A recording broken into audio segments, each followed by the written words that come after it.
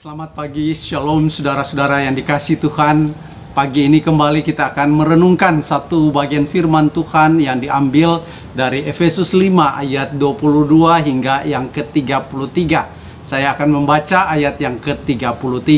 Firman Tuhan demikian: bagaimanapun juga bagi kamu masing-masing berlaku, kasihilah istrimu seperti dirimu sendiri, dan istri hendaklah menghormati suaminya. Tema renungan kita pagi ini adalah kebahagiaan pernikahan Kristen. Saudara, apa yang dirindukan setiap kita ketika kita memutuskan untuk menikah? Saudara, jawaban yang pasti adalah kebahagiaan. Tetapi realitanya ada begitu banyak orang memulai pernikahan dengan kebahagiaan, tetapi menjalani pernikahan di dalam ketidakbahagiaan. Saudara, menjalani kehidupan pernikahan itu begitu berat dan begitu sulit, karena memang ada banyak tantangan, ada banyak pergumulan yang dihadapi. Saudara, sebenarnya Tuhan membentuk lembaga pernikahan dengan tujuan Tuhan, yaitu agar manusia mengalami kebahagiaan. Tetapi dosa yang ada dalam diri manusia membuat manusia sulit untuk menjalani kehidupan pernikahan di dalam kebahagiaan. Namun bukan berarti kita tidak dapat memiliki pernikahan yang bahagia. Firman Tuhan berulang-ulang kali menyatakan kepada kita bagaimana membangun kehidupan pernikahan yang bahagia.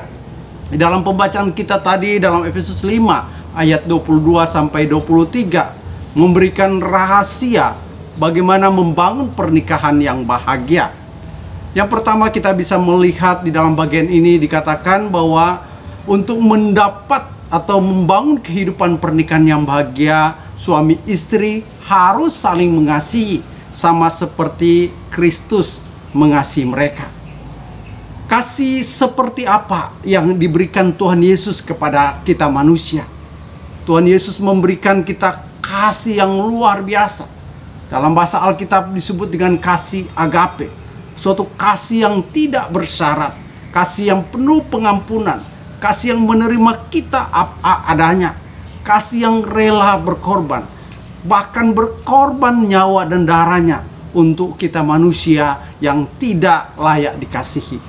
Tuhan Yesus mengasihi kita bukan karena kita memiliki sesuatu yang pantas membuat Tuhan layak mengasihi kita, bukan karena kita memiliki sesuatu yang luar biasa sehingga Tuhan begitu mengasihi kita, tetapi justru karena keberdosaan kita, justru karena ketidaklayakan kita, kita menerima kasih Tuhan.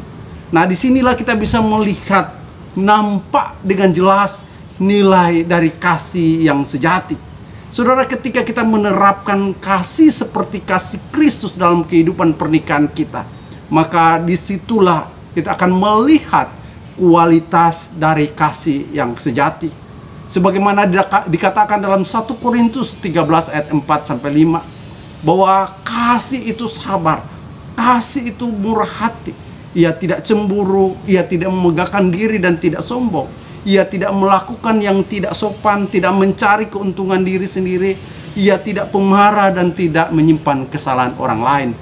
Saudara, itulah kasih yang dinyatakan, yang dianjurkan oleh Kristus dalam kehidupan kita, termasuk dalam kehidupan pernikahan kita. Ketika kita menerapkan kasih seperti kasih Kristus, maka dalam kehidupan pernikahan kita pasti kita akan mengalami kebahagiaan. Hal yang kedua, saudara, diajarkan oleh firman Tuhan bagaimana kita mengasihi pasangan kita sebagaimana kita mengasihi diri kita sendiri. Ketika kita mengasihi seperti kasih Kristus kepada kita, maka kita akan dimampukan untuk mengasihi pasangan kita seperti diri kita sendiri. Alkitab mengatakan bahwa ketika seorang menikah, maka dia sudah menjadi satu tubuh. Artinya ketika pasangan kita tersakiti, maka otomatis kita juga tersakiti. Pasangan kita menderita, maka kita pun akan menderita. Di dalam ayat 28-29 dikatakan, demikian juga suami harus mengasihi istri sama seperti tubuhnya sendiri. Siapa mengasihi istrinya, mengasihi dirinya sendiri. Sebab tidak ada atau tidak pernah orang membenci tubuhnya sendiri, tetapi mengasuhnya, merawatinya sama seperti Kristus terhadap jemaat ini. Saudara, ayat ini tidak hanya ditujukan kepada suami, tapi juga kepada suami istri. Suami dan istri harus mengasihi pasangannya seperti dirinya sendiri. Saudara, ketika kita sebagai suami istri mengasihi sama seperti kasih Kristus, maka kita akan dapat menjalani kehidupan pernikahan dengan baik. Kasih seperti Kristus membuat kita bisa tunduk kepada suami kita, menghormati suami kita, taat kepada suami kita, dan bahkan suami akan mengasihi istri ketika dia memiliki kasih Kristus dan ketika dia menyadari bahwa dirinya bukan dirinya lagi, tetapi juga diri dari istrinya, karena mereka sudah terbangun yaitu satu tubuh. Oleh karena itu saudara, di dalam menjalani kehidupan pernikahan, maka kita harus belajar dua hal. Pertama, teladanilah kasih Kristus. Hal yang kedua, kasihlah pasangan kita seperti kita mengasihi diri kita sendiri. Itulah satu rancangan Allah untuk suatu pernikahan yang bahagia. Tuhan Yesus memberkati kita semua. Amin. Kami datang di hadirat-Mu dalam satu kasih dengan bersehati,